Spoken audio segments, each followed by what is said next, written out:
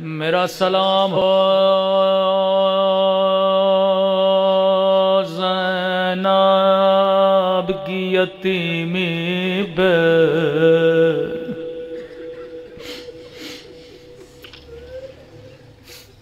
میرا سلام ہو علی مولا کی مظلومیت پہ،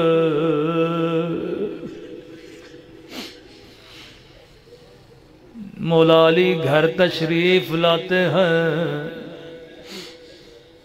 سیدہ بیمار ہیں، بستر پہ ہیں،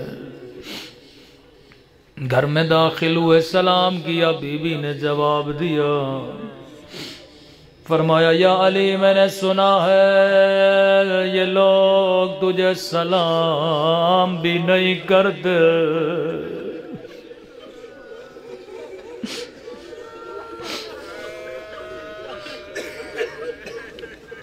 امام نے فرمایا سیدہ آپ سلام کی بات کرتی ہیں، میں ان کو سلام کرتا ہوں، میرا جواب بھی نہیں دیتے۔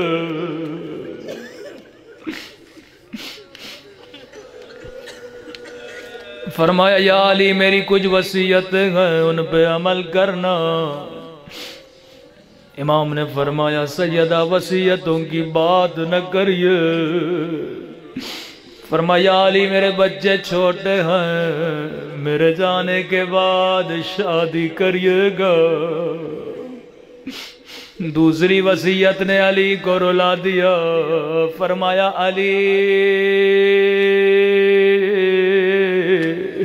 میں زہرا سے اگر کوئی غلطی ہوئی ہو تو مجھے معاف کر دینا۔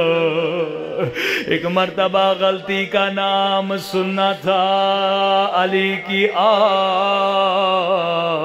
بلند ہوئی، فرمایا زہرا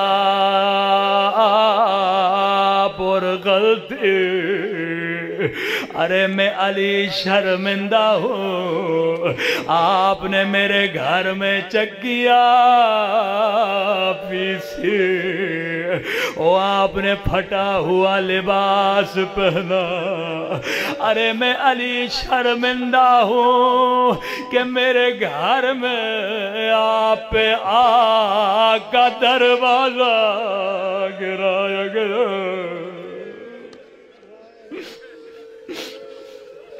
میں قربان علی کی مظلومیت میں۔ تیسری وصیت کی، فرمایا یا علی غسلنی باللیل کفنی باللیل دفنی باللیل، مجھے رات میں کفن دینا، مجھے رات میں غسل کرنا، مجھے رات میں دفن کرنا۔ بی بی یہ تو سمجھ آتا ہے کہ رات میں غسل دیں، کفن دیں، دفن دیں۔ بی بی ایک بات بتائیے، دفن تو صبح کو بھی کر سکتے ہیں، لیکن وصیت کیوں کی کہ رات کو دفن کرنا؟ اس لیے علی میں نہیں چاہتی میرے جنازے میں وہ آئے جنہوں نے میرے حسن کو رلایا، جنہوں نے میرے حسین کا دل دکھایا۔ ایک وصیت جو منبر سے بہت کم پڑھی جاتی ہے، فرمایا علی جان جب مجھے غسل دو، میری پیراہن کو میرے بدن سے نہ اتارنا۔ روایت کے جملے آئے، اب تک پتا نہیں تھا بی بی نے یہ وصیت کیوں کی، لیکن جب رات کے اندھیرے میں غسل دیتے دیتے علی کی فریادیں بلند ہوئی، اپنا سر دیوار پہ مارنے لگے، یا زہرا یا زہرا کی صدائیں بلند کرنے لگے۔ آسمان کہا مولا بچوں کو کہا حصہ رو، ارے خود بلند بلند آواز میں کیوں رو رہے ہیں؟ فرمایا اسماء میں نے وہ پسلیاں دیکھ لی او جو زہرا مجھ سے چھپا رہی تھی،